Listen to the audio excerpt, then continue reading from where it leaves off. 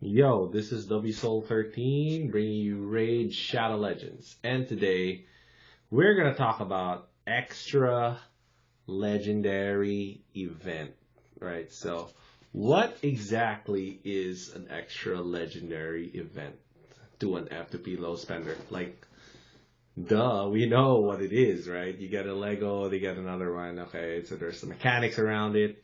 But what is it really to an F2P low spender? A person that's been diamond handing shards and trying to figure out when do I blow shards, when do I blow shards, when do I blow shards. Right. Okay. So, I think they did this for Sacred Shards, if I'm not mistaken. And I think was this the one that I blew a bunch of Sacred Shards to try and prove a point, like how deep you'd have to go to get one? Well, I have over 100 ancient shards right now. I'm definitely not inclined to blow my ancients here. Um, but I will tell you guys something about extra legendary events is that it is a way for you to recoup some bad luck. So if you're pulling exclusively on 2x, right? So it's a 1% chance. The distribution should be in every 200 shards, right? You're supposed to get 2 legendaries. But what ends up happening for a lot of people is that I'd say probably 40-30% of the people pulling shards is that they open over 100 shards and they never pull a Lego. That's just the way it is because you're working with a 1% chance to get a Lego. So there's going to be a chunk of people that will never pull a legendary at 150, which is the Mercy, right? So let's look at the Mercy real quick. Mercy system. So the Mercy, it's 200. So the Mercy kicks in at 200, right? So there's definitely a chunk of people that will not pull a legendary after 150. After 200, I'd say they're probably a lot less. I'd have to run it through a probability calc, like how much would be like how many people would pull zero. Of course there are going to be the rare people that's going to pull like 3, even 4 before 200. I mean, that's possible. It's not like it's impossible without this extra legendary event. What I'm saying is that if you are one of these truly, truly unfortunate and unlucky people that have pulled over 200 shards and you haven't pulled a single legendary, this is a really good chance for you to recover some bad luck. Yeah? And then the flip side is how much should you gamble here if you're an F2P low spender? Yeah. So one thing you need to know about ancient shards is that they are probably the most disposable shard of them all. So if ever there is a shard you want to gamble with, ancient shards are it, right?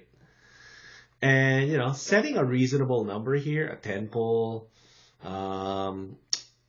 you want to round it down to an even number. So let's say I'm at 137. I want to go to 130, whatever arbitrary rule you come up with, right? As long as you have a stopgap and you stick to it, you'll be okay. And you accept the loss because the loss is very likely to happen. So if you are going to gamble, you should gamble with a mindset of you're taking a loss on this, whatever. You're taking a loss on this 10 pull. You're taking a loss on this. All right. So let's get that out of the way, right? In my opinion, if you are going to gamble, now is the time to gamble. But make sure you have a specific stopgap to when you're going to stop gambling.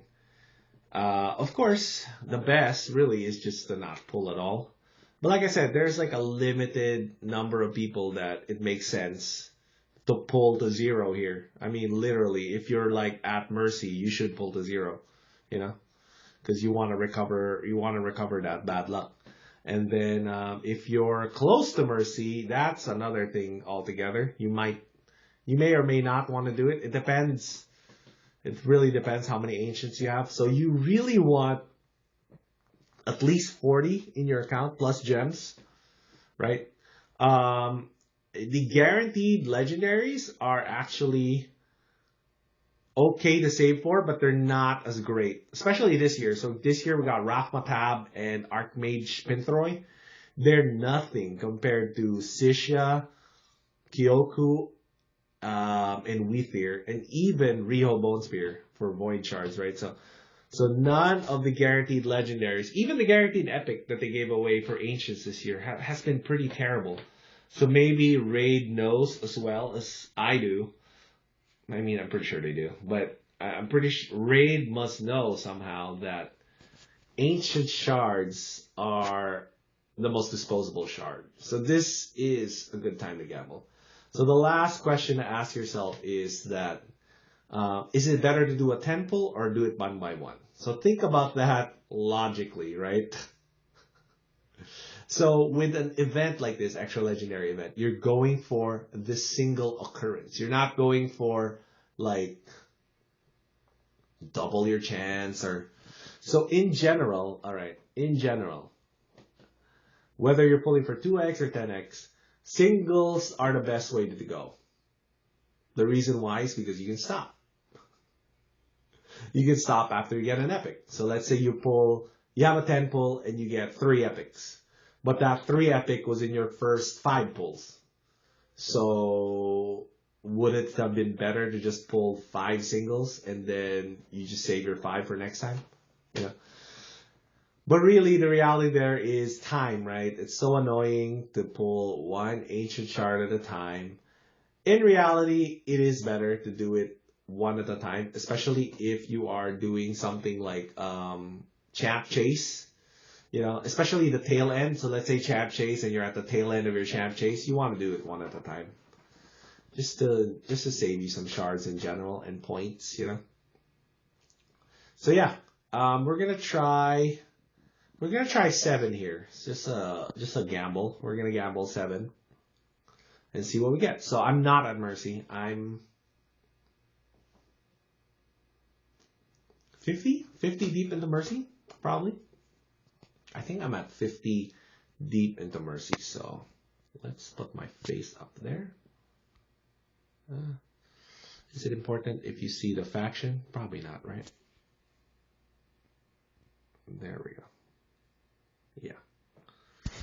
All right. That's pretty good. That is pretty good right there. Yeah. So let's do 7. Like I said, gambling is perfectly fine with Ancients. I mean, you can gamble some away. In general, 2x is the best time to pull for any of the shards. Of course, we know that. But, these days have made it a lot different because 10x is like arguably so bad in terms of your percentage chance of getting it. And gambling for 10x is not bad at all if you set a limit to your gambling. That's not bad at all. But like going for a 10x, like it's 10x or bust. Okay, so this is the last one for us. So all blues. All right, all blues for our 7. So that's it. You're done, right? That's how you should play the summons game in Raid. Either you agree that you're gambling to get a specific effect. So in this case, we're gambling to try and get the double Lego to pop. I mean, it could happen. It could happen off one pull. I don't think I've ever experienced it though, really, that I'm not on Mercy and I get it off one pull. I don't think that's ever happened to me now. So Ancients also have the least amount of luck in it. Even for epics, like you've seen it there. We did 7. We didn't pull a single epic. So the same goes with Void Shards, obviously. Like so Ancients and Voids have the worst luck in epic and legendaries. So prepare yourself for disappointment every single time you open them. Which is why, in my opinion, shards are better left unopened because it gives you leverage to decide when to go for a fusion event, to decide when to go for a guaranteed champ event. Or even if you're having a string of bad luck, try to go all in on this extra Lego event, So it gives you the power rather than Plarium. Like, so diamond handing your shards lends the power back to you.